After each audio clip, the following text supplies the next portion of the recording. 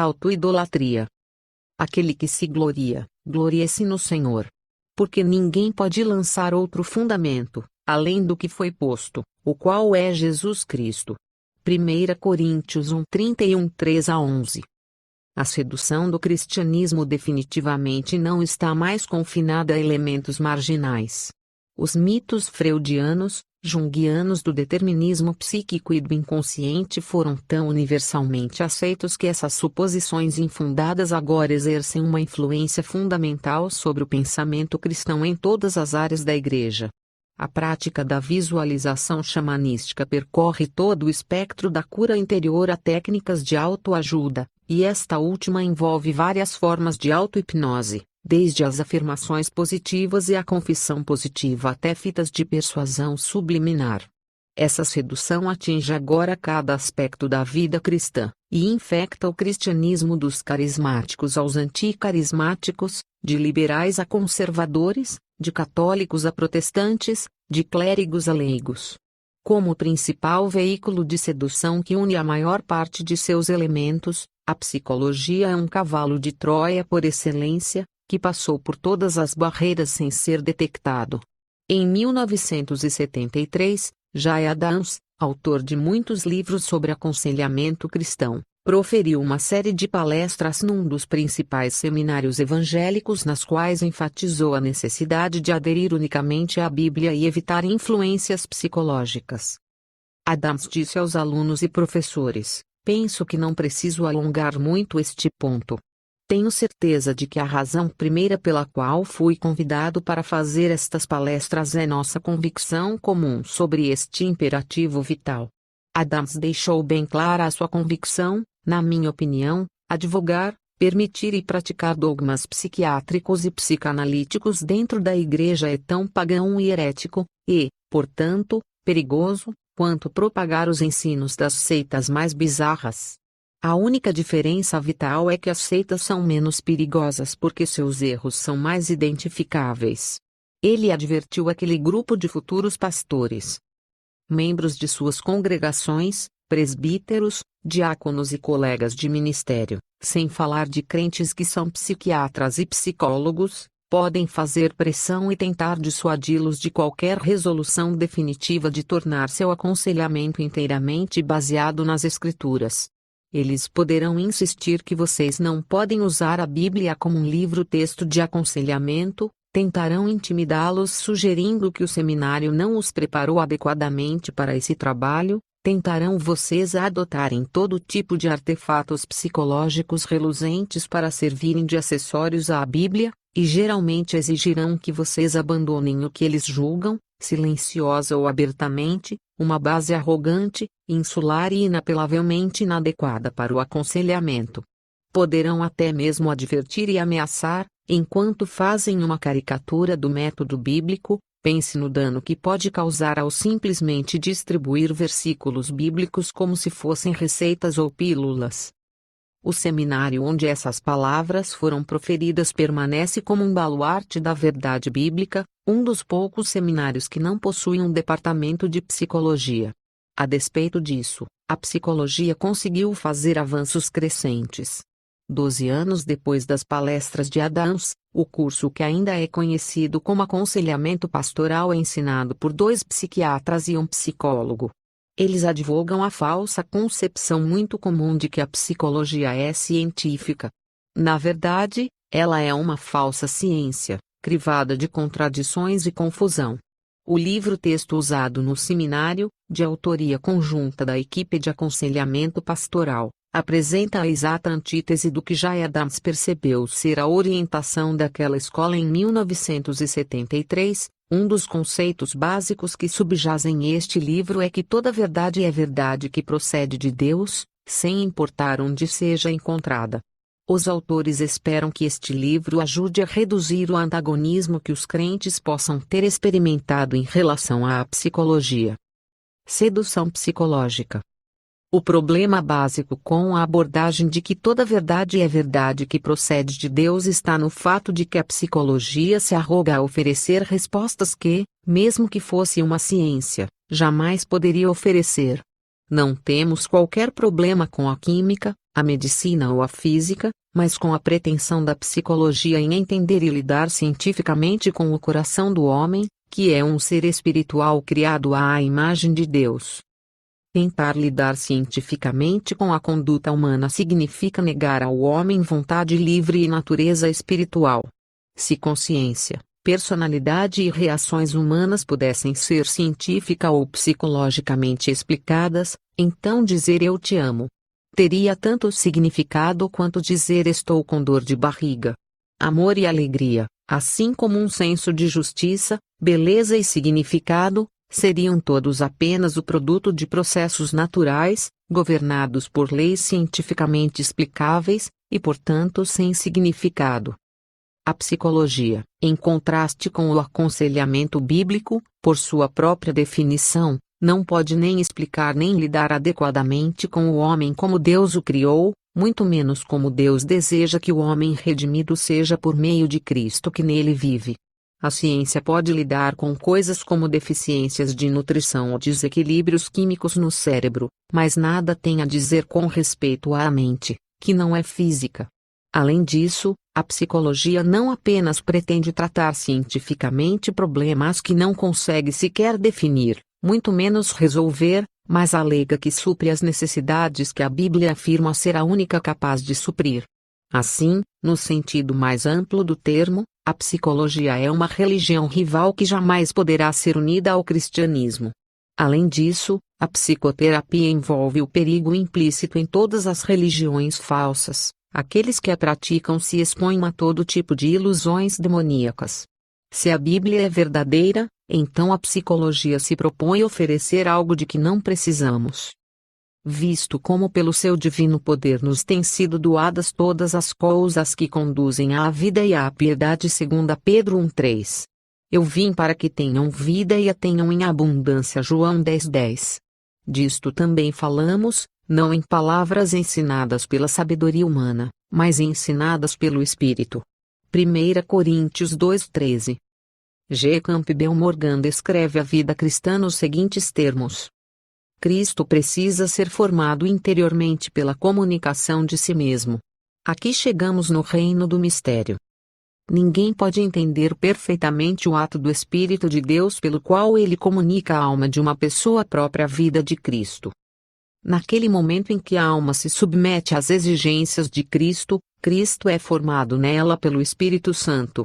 A submissão diretamente a Ele como Senhor absoluto da vida, e confiança colocada nele para o perdão dos pecados e para a comunicação da vida, e então, por um processo que está totalmente além da explicação humana, o Espírito comunica a vida de Cristo, e Cristo começa a viver e reinar e operar na alma daquela pessoa que a ele se submeteu e nele confiou. Não pode haver simulação desta vida de Cristo. Tem que ser Cristo em nós. A santidade não é algo. É alguém. Humanismo evangélico. A ideia da bondade inata do homem, da criança inocente que ainda reside dentro de cada um de nós, é a pedra fundamental da psicologia. Sob tal patrocínio, a tradição evangélica está sendo substituída por uma nova visão humanista do homem, que ridiculariza como teologia dos vermes a antiga ênfase na condenação pelo pecado, arrependimento e indignidade humana. O novo evangelho da autoajuda foi abraçado por líderes cristãos sinceros que possuem ministérios efetivos. Um dos mais altamente estimados escreveu: num sentido real, a saúde de toda uma sociedade depende da facilidade com que os membros individuais dessa sociedade obtêm aceitação pessoal. Assim, sempre que as chaves da autoestima estão aparentemente fora do alcance de uma grande porcentagem da população, como na América do século XX, então certamente acontecerão doenças mentais, neuroticismo, ódio, alcoolismo, toxicomania, violência e outras desordens sociais generalizadas, ênfase no original. Essa ideia de que uma autoestima insuficiente é um fenômeno generalizado e a raiz de todos os problemas é declarada confiantemente como se fosse um fato provado. Na verdade, muitos outros psicólogos discordam frontalmente. Embora o referido autor procure sinceramente ser bíblico, ele baseou seu ministério numa crença que não é derivada das Escrituras, mas é apenas uma de várias teorias psicológicas conflitantes. O egocentrismo também está no coração de todo o mundo do sucesso e da motivação. Um dos líderes cristãos mais conhecidos nesse campo escreve: quando você se aceita, começará a se ver como uma pessoa que realmente merece as coisas boas da vida. Shakespeare disse: acima de tudo isto, ser verdadeiro ao teu próprio eu. Uma vez que você se aceite pelo valor que tem, então os sintomas de vulgaridade, profanidade, relaxamento, promiscuidade, etc., desaparecem. Lá, meu amigo, se foi seu problema. Este sedutor evangelho do egocentrismo está sendo agora pregado por pastores proeminentes e proclamado por preletores e conferencistas famosos.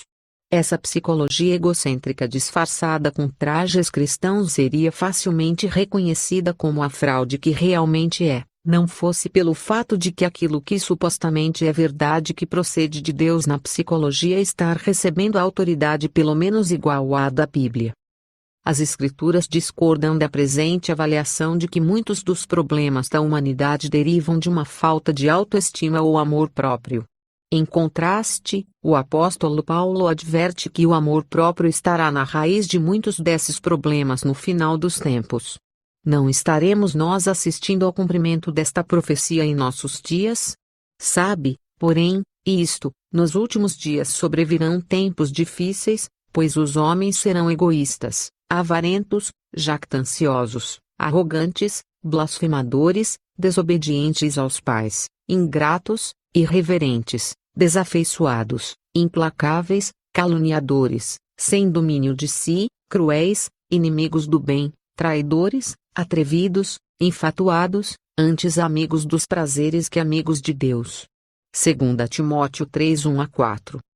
Alguns dos mais sinceros servos do Senhor estão aceitando ideias completamente opostas àquilo que os evangélicos defendiam há poucos anos atrás. O que torna esse problema tão difícil de desmascarar é o fato de que psicólogos e psiquiatras geralmente são muito sinceramente devotados a ajudar outras pessoas. Além disso, os psiquiatras são doutores em medicina, como o foram Freud e Jung, e a classe médica apoia a psiquiatria, e ninguém desfruta de maior confiança na sociedade do que o médico da família, a não ser talvez o pastor. Números crescentes de pastores estão obtendo graus avançados de psicologia para melhor ajudarem os que os procuram para aconselhamento, e os que não possuem tais graus sentem-se compelidos a aceitar os pronunciamentos aparentemente iluminados dos profissionais. Longe, porém, de ser apoiada pela Bíblia, essa nova teologia, psicologia da autoestima, sofre oposição das Escrituras. Deus escolheu Moisés, que era mais manso que qualquer outra pessoa na terra, Números 12:3, para enfrentar o mais poderoso monarca da terra e para livrar Israel, de modo que Deus, e não o homem, recebesse a glória. Moisés se esquivou de sua chamada, considerando-se incapaz. Ao invés de lhe dar meses de aconselhamento psicológico para melhorar sua má autoimagem e aumentar sua autoestima, Deus prometeu ser com Moisés e operar milagrosamente por meio dele. Êxodo 3. Hoje estamos sendo roubados da presença e do poder de Deus, que Moisés e outros semelhantes a ele conheceram, quando nos afirmam que a falta de alegria e poder em nossas vidas se deve a uma autoimagem insuficiente. A única autoimagem correta vem quando contemplamos a Deus, não a nós mesmos, e a visão que temos não é muito lisonjeira, mas transforma vidas e nos desvia do egocentrismo em direção a Ele. Foi quando viu o Senhor sentado sobre um alto e sublime trono que Isaías exclamou: ai de mim! Porque sou homem de lábios impuros. Isaías 6:5. Este relance da glória divina, e sua indignidade em comparação, mudou a vida de Isaías. O ponto de virada na vida de Jó veio quando ele disse: eu te conhecia só de ouvir, mas agora os meus olhos te veem. Por isso me abomino, e me arrependo no pó e na cinza. Assim abençoou o Senhor o último estado de Jó mais do que o primeiro. Jó 42:5-6-12. Assim foi com todos os homens e mulheres de Deus no passado, Mas hoje tais experiências seriam consideradas psicologicamente prejudiciais à autoestima desses indivíduos. Princípios velhos e novos. Uma vez que se presuma que a psicologia contém elementos da verdade divina não contidos na Bíblia, seus pronunciamentos devem ser aceitos como possuidores de igual autoridade. O efeito prático é dar à psicologia a palavra final, porque aqueles que só entendem a Bíblia não estão qualificados a avaliar esta nova verdade. Aqueles que possuem graduação em psicologia podem, portanto, fazer pronunciamentos que não podem ser contestados em qualquer base, dentro ou fora da igreja. Esse sacerdócio secular reivindica a autoridade de ditar novos padrões científicos, desde nossa vida mental ao nosso comportamento sexual e à criação de nossos filhos. Esses princípios psicológicos sadios tornam-se a nova lente pela qual a Bíblia é interpretada. Uma coisa, todavia, é certa: a Bíblia jamais nos exorta à autoaceitação, amor próprio, autoafirmação, autoconfiança, autoestima, autoperdão, nem a qualquer outra dessas formas de egocentrismo que são tão populares hoje em dia. A resposta para a depressão não é nos voltarmos para o ego, mas nos distanciarmos do ego e buscarmos a Cristo. A preocupação com o ego é a própria antítese do que a Bíblia ensina, e seria desconhecida da Igreja hoje, não fosse a influência sedutora de psicologias egocentristas. Deus criou o homem à sua própria imagem. Isso nos faz imediatamente pensar num espelho, que tem apenas um propósito: refletir uma realidade que não é a sua. Seria um absurdo um espelho tentar desenvolver uma boa autoimagem. É igualmente absurdo e certamente antibíblico que o homem tente fazer isso. Se houver algo errado com a imagem no espelho, a única solução é que o espelho volte a um relacionamento correto com aquele cuja imagem deveria refletir.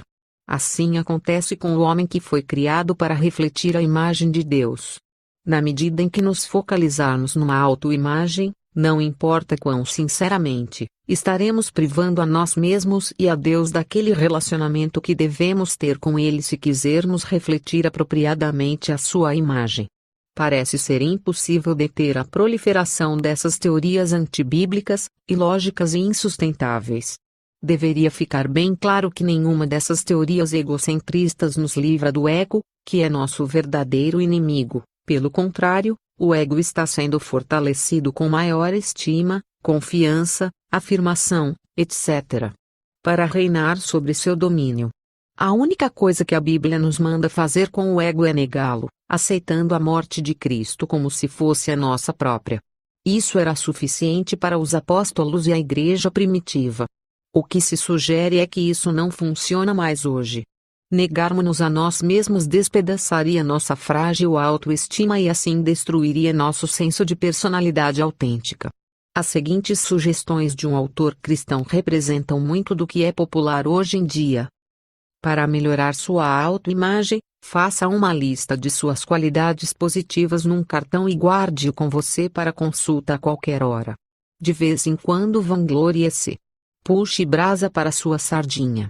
Você deveria separar uns minutos cada dia com o propósito único de deliberadamente se olhar cara a cara, num espelho.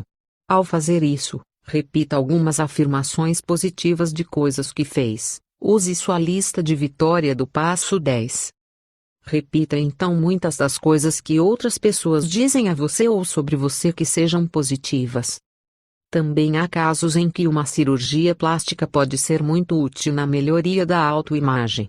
Isto é verdade especialmente em casos de narizes anormalmente longos ou grandes, orelhas protuberantes, seios excessivamente grandes ou pequenos, etc.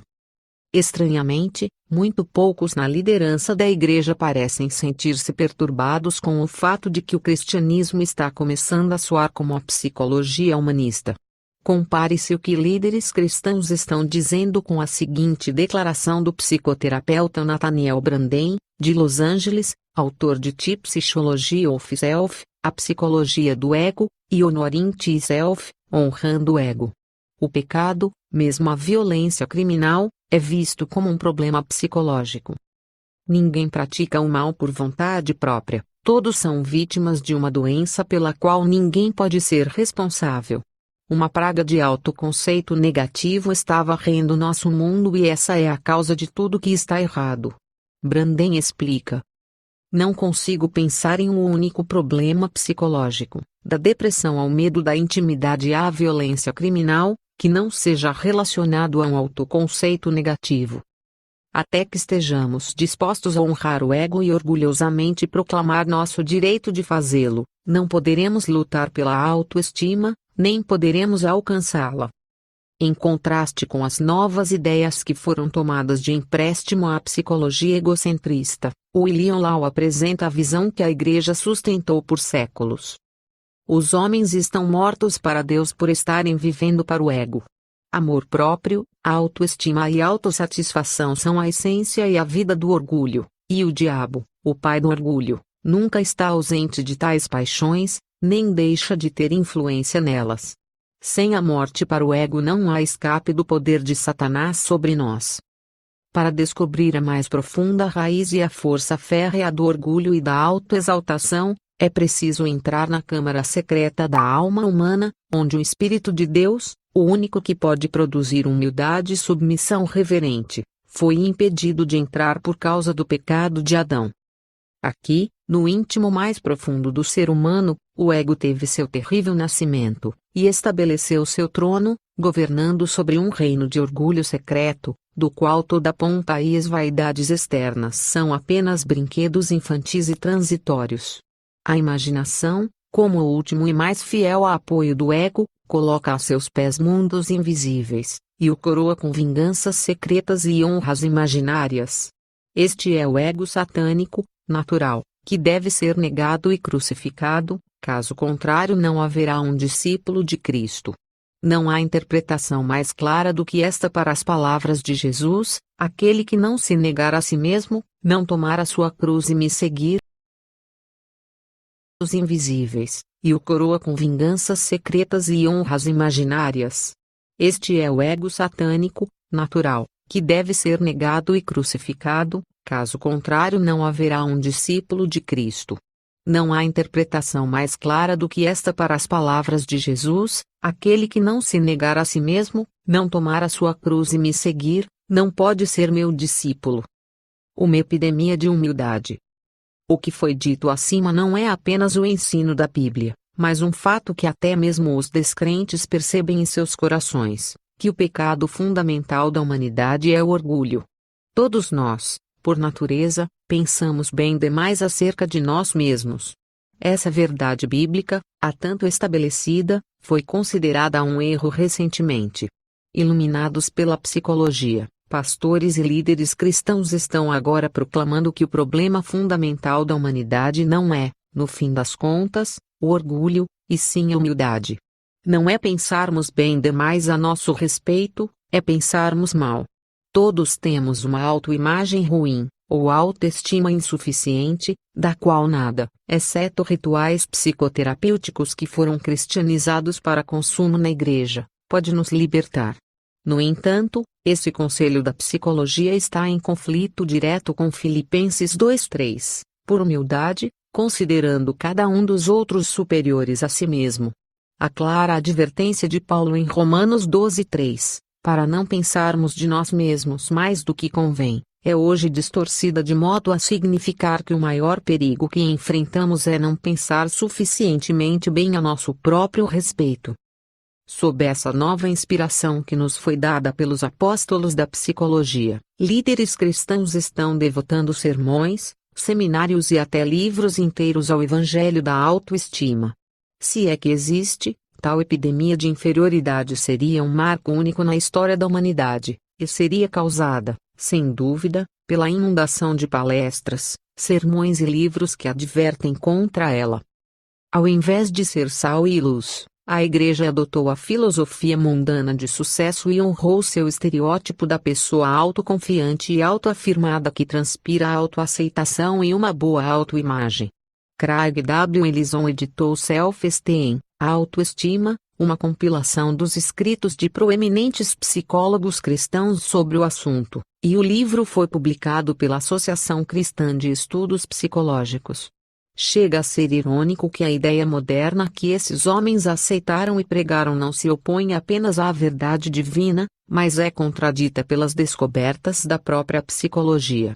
No livro Te Inflateseu, o ego inflado, o psicólogo David G. Miers indica. Jean-Paul Codol realizou 20 experiências com franceses cuja idade variava de estudantes de 12 anos a profissionais adultos. A despeito de quem estivesse envolvido e dos métodos usados, o que esteve constantemente presente foi que essas pessoas se consideravam superiores. Estudantes, americanos, tipicamente se situam na faixa mais alta de suas classes. A julgar por suas respostas a testes de autoavaliação, parece que os estudantes secundaristas na América não sofrem de sentimentos de inferioridade. No item capacidade de liderança, 70% se julgaram acima da média, 2% abaixo da média. No item capacidade de se relacionar bem com outras pessoas, 0% dos 829 mil alunos que responderam se consideravam abaixo da média, 60% se situaram na faixa de 10% do alto da pirâmide e 25% se viram na faixa de 1% no topo da pirâmide. Observe-se o quanto isso difere da sabedoria popular que afirma que a maioria de nós sofre de um autoconceito negativo. Os pregadores que fazem palestras motivadoras para inflar o ego de seus ouvintes supostamente perturbados por autoimagens deficientes estão pregando para um problema que raramente existe. O mito do ódio de si mesmo. Jesus resumiu a lei e os profetas naquilo que veio a ser conhecido como a regra áurea: como quereis que os homens vos façam, assim fazei-o vós também a eles. Lucas 6:31. Se Jesus não tivesse perfeita certeza de que o ser humano já ama a si mesmo, jamais teria feito tal afirmação. Certamente, se todos nós já nos odiamos por natureza, então desejaríamos aos outros o mesmo mal que queremos para nós mesmos. Mas quem é que deseja o mal para si mesmo? Ninguém, a não ser os muito desequilibrados. Efésios 5:29 afirma a verdade universal que todos reconhecemos, porque ninguém jamais odiou a sua própria carne, antes a alimenta e dela cuida. Apesar dessa evidência, uma inundação de programas cristãos de rádio e televisão, fitas, revistas e livros vem propagando a ideia de que lá no íntimo nós nos odiamos e que precisamos aprender a amarmos a nós mesmos antes de podermos amar outras pessoas e até mesmo a Deus. É claro que há muitas pessoas que expressam graus variados de autodepreciação. Mas é fácil perceber que na realidade tais pessoas não odeiam a si mesmas. A pessoa que diz, eu sou tão feia que eu me odeio, não se odeia de verdade, ou estaria feliz por ser feia.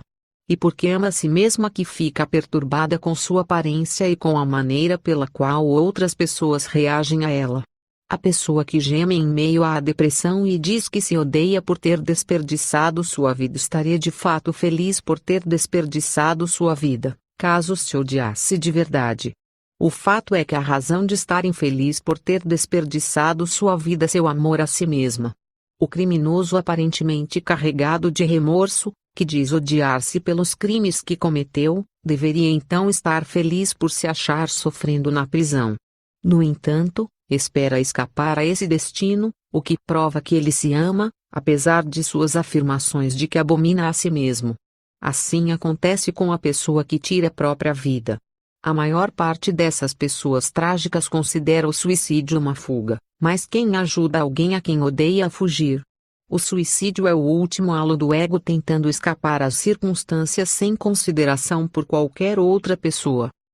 A pessoa que está constantemente se depreciando não se odeia de fato, nem tem uma autoimagem inferior, está simplesmente informando aos outros que seu desempenho não está de acordo com os padrões que estabeleceu para si mesma. Isso não é um sintoma de autoestima deficiente, mas apenas o outro lado da moeda do orgulho. A W. Tozer explicou isso bem. A autodepreciação é ruim pela simples razão de que o ego está ali para ser depreciado. O ego, quer se exalte, quer se deprecie, não pode ser qualquer outra coisa senão detestável para Deus. A vanglória é prova de que estamos satisfeitos com nosso ego, a autodepreciação é prova de que estamos desapontados com ele. De qualquer um dos dois modos revelamos que temos uma opinião muito positiva a nosso próprio respeito. Foi Friedrich Nietzsche, o pai da filosofia do Deus está morto e o grande inspirador de Hitler, quem lançou os alicerces para a interpretação moderna da regra áurea de Jesus Cristo. Nietzsche escreveu: seu amor ao próximo é o mau amor que tem por vocês mesmos. Vocês fogem de si mesmos para o seu próximo e fingem que isso é uma virtude.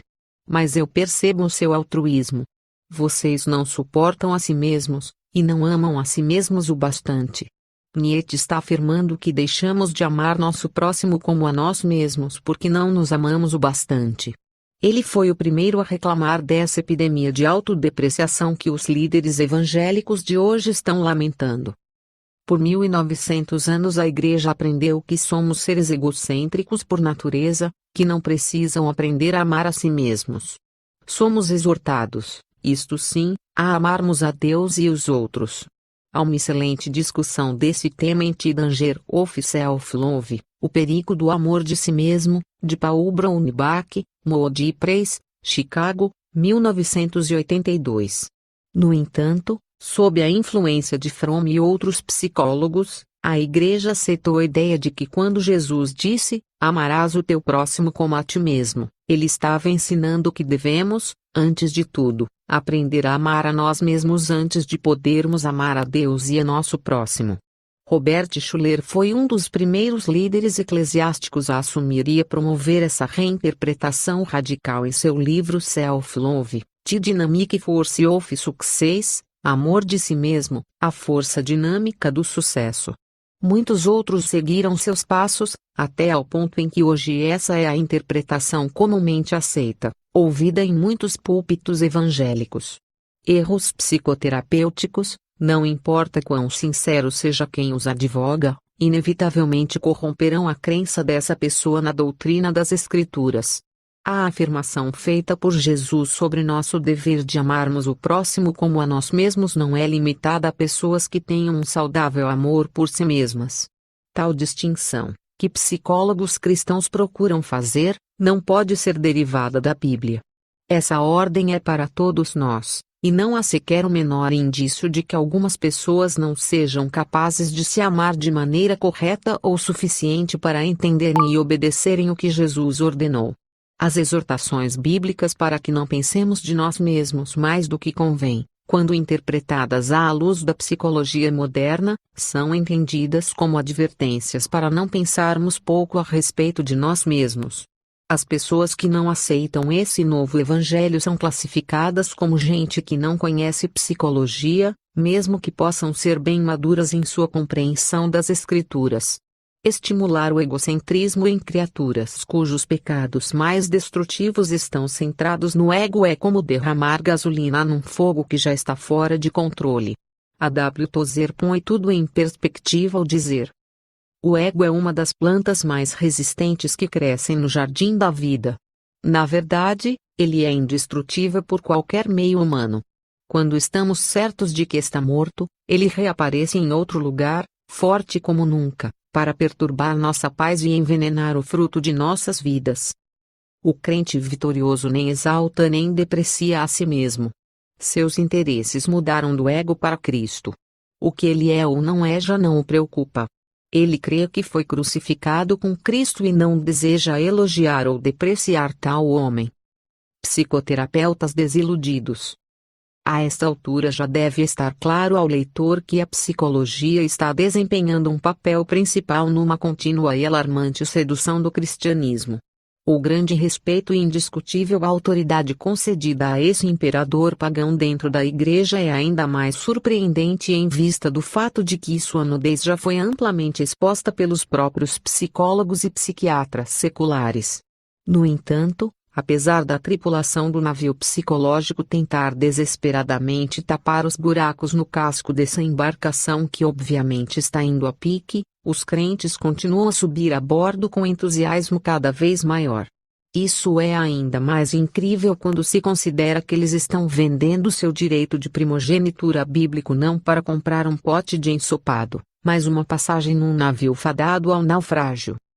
A desilusão daqueles que outrora acreditaram na psicoterapia, e a razão por que psicoterapeutas, e ele próprio, estão se voltando para as religiões orientais é expressa de maneira dramática por Jacob Needleman. A psiquiatria moderna surgiu da visão de que o homem precisa mudar a si mesmo sem depender da ajuda de um Deus imaginário. Mais de meio século atrás, a psique humana foi arrancada das mãos trêmulas da religião organizada e situada no mundo da natureza para ser estudada cientificamente. A era da psicologia raiara. Ao final da Segunda Guerra Mundial, muitas das melhores mentes da nova geração foram magnetizadas por uma crença nessa nova ciência da psique. Sob a convicção de que o caminho fora aberto para dirimir a confusão e o sofrimento da humanidade, o estudo da mente se tornou um dos cursos padrão nas universidades americanas. Contra essa avalanche de esperança, a nova religião organizada estava indefesa. O conceito da natureza humana que havia guiado a tradição judaico-cristã por 2000 anos agora precisava ser alterada. Embora a psiquiatria em suas muitas formas permeie nossa cultura atual, a esperança que ela outrora continha se esvaiu vagarosamente. A promessa outrora mágica de uma transformação da mente pela psiquiatria desapareceu silenciosamente. Os próprios psiquiatras se acham desesperançados diante de sua incapacidade de ajudar outros seres humanos. Psicoterapeutas, em número grande e crescente, estão agora convencidos de que as religiões orientais oferecem uma compreensão muito mais completa da mente do que qualquer outra proposta da ciência ocidental. Ao mesmo tempo, os numerosos gurus estão reformulando e adaptando sistemas tradicionais conforme a linguagem e a atmosfera da psicologia moderna. Numerosos estudos demonstraram que a quantidade de problemas psicológicos na sociedade aumenta em proporção direta ao número de psicólogos e psiquiatras. Jerome Frank, professor emérito da Escola de Medicina da Universidade Johns Hopkins, ele próprio um psiquiatra, afirmou: quanto maior o número de locais de tratamento e quanto mais conhecidos eles forem, maior será o número de pessoas buscando seus serviços. A psicoterapia é o único método de tratamento que, pelo menos em grande parte, parece criar a doença de que trata. Cedendo sob o peso. Embora esta profissão, como diz Dorothy Tenove em Psychotherapy, Tears Are Obscure, psicoterapia, a cura prejudicial, esteja cedendo sob o peso de sua própria ineficácia e fazendo um último e desesperado esforço de encontrar um projeto para sua sobrevivência. Um público crédulo e agências governamentais interessadas em seu próprio benefício continuam a apoiar seu crescimento exponencial. Ninguém tem sido mais crédulo para com as ideias da psicoterapia do que os próprios líderes cristãos, que não só adaptaram sua teologia às verdades da psicologia, mas as transmitiram ao rebanho que confiava neles. Os departamentos de psicologia de universidades cristãs e seminários são agora tão grandes e tão bem estabelecidos, e o número de pastores e conselheiros que são membros de equipes pastorais com graus em psicologia é tão grande que parece ser tarde demais para virar a maré. Num artigo intitulado Psychologie goes insane, Botes Role as Science, a psicologia enlouquece e arruína seu papel como ciência, o psicólogo Roger Mills escreve: o campo da psicologia se encontra em total confusão em nossos dias. Para cada pesquisador e terapista há outras tantas técnicas, métodos e teorias por aí. Vi, pessoalmente, terapistas convencerem clientes de que todos os seus problemas vinham de suas mães, das estrelas, de sua constituição bioquímica, de sua dieta, de seu estilo de vida e até mesmo do karma de suas vidas passadas. No mercado psicoterapêutico há cerca de 200 abordagens terapêuticas diferentes e mais de 10.000 técnicas específicas disponíveis ao consumidor. Na sua maioria, tais técnicas e teorias se contradizem. Além disso, longe de ser um auxílio à vida cristã, como frequentemente se alega, a psicologia é uma religião rival que compete com o cristianismo. Jerome Franca afirmou que a psicoterapia se assemelha a uma religião. Admitindo este fato, Jolan Jacobi, um dos mais conhecidos alunos de Jung, declarou que a psicoterapia junguiana é um modo de curar e de salvar, levando o indivíduo à sua salvação e orientação espiritual. Lanceley chama a psicanálise de uma religião escondida por trás de verborreia científica e um sucedâneo de religião tanto para quem a pratica quanto para seu paciente. O professor de psicologia da Universidade de Nova York, Paul Ceviches, afirma com respeito ao objetivo final de Jung, a autocompreensão, e ao objetivo de Abraham Maslow, a autorrealização, que ambos representam uma forma secular de salvação.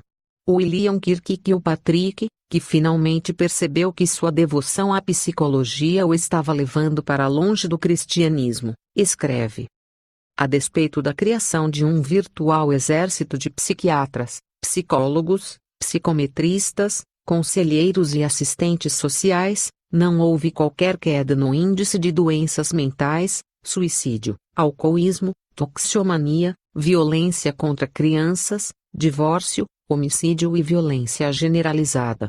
Ao contrário do que se poderia esperar numa sociedade tão cuidadosamente analisada e atendida por tais especialistas em saúde mental, o que houve mesmo foi um aumento em todas essas categorias. Às vezes parece haver uma proporção direta entre o crescente número de conselheiros e o número crescente daqueles que precisam de ajuda. Somos forçados a considerar a possibilidade de que a psicologia e outras profissões correlatas estão se propondo a resolver problemas que elas mesmas ajudaram a criar, construindo sobre um alicerce de areia. É inexplicável que, em face da devastadora evidência de que a psicoterapia é uma pseudociência, crivada de contradições e confusões, o grande sonho da maioria dos psicólogos cristãos seja integrar a psicologia ao cristianismo. Organizações como a Associação Cristã de Estudos Psicológicos, e periódicos como o Jornal of Psychology and Theology, Jornal de Psicologia e Teologia, bem como muitos livros promovem essa possibilidade. Além dos seguidores de Freud haverem modificado sua teoria muitas vezes, como o próprio Freud fez enquanto vivo, suas ideias receberam críticas constantes de quase todos os lados por um bom número de anos e a psicanálise em todas as suas formas está amplamente desacreditada. O ganhador do Prêmio Nobel, Richard Feynman, afirma que a psicanálise não é uma ciência. O professor de psicologia da Universidade de Nova York, Paul Ceviches, tem criticado a tendência dos crentes em comprar na alta e vender na baixa no que tange às ciências sociais, ou seja, adotarem linhas populares de pensamento na ocasião em que os profissionais seculares estão começando a submeter tais linhas de pensamento a críticas sérias. É como tomar um bonde justamente na hora em que ele está começando a parar. Karl Popper, que é considerado por muitos o maior filósofo da ciência ainda vivo, disse que as teorias de Freud, embora se apresentem como ciência, têm de fato mais em comum com os mitos primitivos do que com a ciência, parecem-se mais com astrologia do que com astronomia. Um dos maiores psiquiatras pesquisadores do mundo, e Fuller Torrey, declarou: as técnicas usadas pelos psiquiatras ocidentais estão, com poucas exceções, exatamente no mesmo nível das técnicas usadas pelos feiticeiros. Arthur Shapiro, professor de psiquiatria clínica na Escola de Medicina Monte Sinai, que chama a psicanálise de uma invenção da mente, afirmou: assim como a sangria foi a panaceia generalizada do passado da medicina, assim a psicanálise, e suas dezenas de rebentos psicoterapêuticos, é o placebo, uma pílula sem valor medicinal mas que às vezes produz o efeito que o paciente crê que vai produzir, mais utilizado de nossa época. Um pesadelo orwelliano. É perturbador perceber que as teorias desacreditadas sobre as quais repousam as psicoterapias não apenas formam a base da prática crescente da cura interior e da psicologia cristã, mas também de um novo evangelho do egocentrismo que está seduzindo a Igreja mais eficazmente que qualquer outra coisa na história. Este imperador nu diante de quem a Igreja agora se curva não é um velho tolo e vulnerável como na história roupa nova do imperador, mas é um tirano maldoso e calculista. Parece agora que, sem uma intervenção miraculosa, as consequências, tanto para o mundo quanto para a Igreja, serão assustadoras, além da compreensão atual de qualquer pessoa. A influência da psicologia dentro da Igreja foi estabelecida sobre a mesma base falsa com que se estabeleceu no mundo secular, o conceito de que ela merece autoridade ditatorial em virtude de ser a ciência do comportamento humano. Como resultado de ter aceito as falsas credenciais da psicologia, a sociedade agora não pode colocar limites aos seus poderes. A linha já foi estabelecida. Em seu livro Tipo Years of Psychiatry, Os Poderes da Psiquiatria, Jonas Robicher, que é psiquiatra e advogado, nos relembra. Nossa cultura está permeada com pensamento psiquiátrico. A psiquiatria, que teve seus inícios no cuidado dos doentes, expandiu sua rede para incluir todo mundo, e exerce sua autoridade sobre toda essa população por métodos que vão desde a terapia obrigatória e controle coercitivo até a propagação de ideias e a promulgação de valores. É verdade que muitas vozes estão se levantando para protestar a farsa e a vergonha da psicoterapia, ainda assim, todavia, a perigosa ilusão aumenta. De fato, é muito pior que a história das roupas do imperador. Existem hoje tantos milhões de psicólogos, psiquiatras, sociólogos, assistentes sociais psiquiátricos, professores universitários e agências de governo ad infinitum cuja sobrevivência depende de que se sustente a farsa que já não é realista esperar que tal tendência seja revertida. A Associação de Ex-Alunos da Universidade de Stanford publicou uma interessante coletânea de ensaios escritos por especialistas que examinaram a questão de termos chegado ao ano de 1984 à frente ou atrás do cenário pintado por George Orwell em seu romance 1984. As conclusões de alguns ensaístas foram devastadoras. Foram feitas referências ao abuso da psiquiatria na ex-União Soviética. Foi apontado o fato de que possibilidades igualmente assustadoras existiam mesmo numa sociedade chamada livre. Observando que Orwell merece crédito por ter visto o poder potencial de profissionais a quem a sociedade faculta o direito de intervir nas vidas de seus cidadãos para seu próprio bem, Philip G. Zimbardo indicou que Orwell tinha, contudo, mal sugerido a extensão e a profundidade de tal poder que é tão evidente em nosso 1984. Zimbardo continua, na nova ideologia da intervenção. Ao invés de punição, tortura, exílio e outras armas do arsenal tirânico, estamos vendo as armas do arsenal do tratamento, intervenção sob a forma de terapia, de educação, de serviço social, de reforma, de retreinamento e de reabilitação. Num ataque crítico ao papel do nosso establishment da saúde mental como novo partido de nosso 1984, o jornalista investigativo Peter Jag nos adverte contra o insidioso perigo inerente à aceitação acrítica de sua ideologia aparentemente benigna. O que Zimbardo e Jag não indicaram, todavia, é o fato de que a psicologia também se moveu fortemente para o terreno do espírito e está promovendo técnicas xamanísticas. Isso aumenta fortemente tanto o poder quanto o perigo dessa sedução e desse controle. Zimbardo, todavia, reconhece o papel que as técnicas mentais psicoespirituais poderiam ter para estabelecer controle de messias mortais sobre milhões de pessoas. Tais gurus são apenas precursores do grande guru, o próprio anticristo. A sedução continua a seguir o padrão profetizado. Há ainda semelhanças crescentes entre o que está acontecendo no mundo e dentro da Igreja. Como é que podemos fazer com que todos olhem de novo para o assunto, mas desta vez de maneira objetiva e crítica? O imperador está sem roupa. Ele está completamente nu.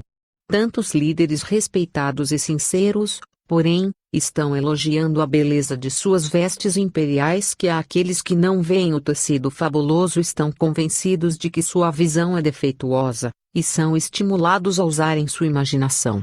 Tal falta de objetividade escancara as portas ao pleno poder da sedução. Salvação bíblica. A Bíblia afirma claramente que Cristo morreu pelos nossos pecados 1 Coríntios 15:3. e que aqueles que o recebem como seu Salvador e Senhor são novas criaturas, para quem as coisas antigas já passaram e tudo se fez novo. 2 Coríntios 5:17. O passado já foi resolvido por meio de nossa fé em Deus com base na obra completa de Cristo sobre a cruz, não com base em algum processo terapêutico de que precisamos participar para fazer as promessas de Deus efetivas, algo que a Bíblia não ensina nem os primeiros cristãos praticavam. Em contraste, a psicoterapia é baseada na premissa de que o passado ainda está preso a nós, enterrado fundo em nosso inconsciente, de onde determina nossas atitudes e ações. Esta forma secular de salvação oferece rituais psicoespirituais para escavar o passado e limpar o arquivo. Na melhor das hipóteses é uma adição antibíblica que desfaz do poder da cruz, e na pior das hipóteses é um substituto secular para o Evangelho que destrói a fé verdadeira em Deus. Não estamos negando o valor do aconselhamento profissional para aquelas áreas de nosso cotidiano que não estão cobertas pela Bíblia e não encontram solução apenas por meio de nosso relacionamento com Deus em Cristo. Ao buscar conselho, todavia, este deve ser sempre bíblico na medida em que a Bíblia trate da situação. A palavra de Deus oferece os melhores conselhos em todas as áreas do comportamento e do relacionamento humano. Enquanto que Provérbios e Eclesiastes tratam primariamente de tais assuntos, exemplos e instruções suficientemente para guiar-nos em cada situação se acham por toda a Escritura, que é mais uma razão pela qual a Bíblia inteira deve ser estudada como uma unidade. Há instruções éticas sadias e até mesmo conselhos sobre dieta e higiene. A Bíblia não pretende, todavia, ser um livro de instrução sobre química, física, medicina, nutrição, direito, contabilidade, economia, etc. Isso deixa aberta a porta da ajuda, não apenas para a ajuda prestada por médicos, advogados, contadores, etc., mas também por psicólogos qualificados que tratam de casos como problemas de aprendizado e a provável conduta de um psicótico ou de um marido ou esposa alcoólatra.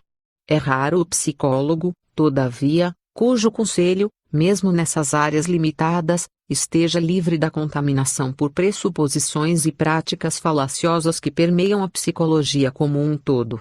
Há alguns psicólogos cristãos que resolveram usar apenas a Bíblia como base de seu aconselhamento. Não lhes é fácil, todavia, mesmo para aqueles que desejam ser estritamente bíblicos, ser completamente livres da influência de anos de estudo de dar crédito a ideias errôneas, que podem colorir sua interpretação da Bíblia de maneira que eles mesmos não sejam capazes de reconhecer.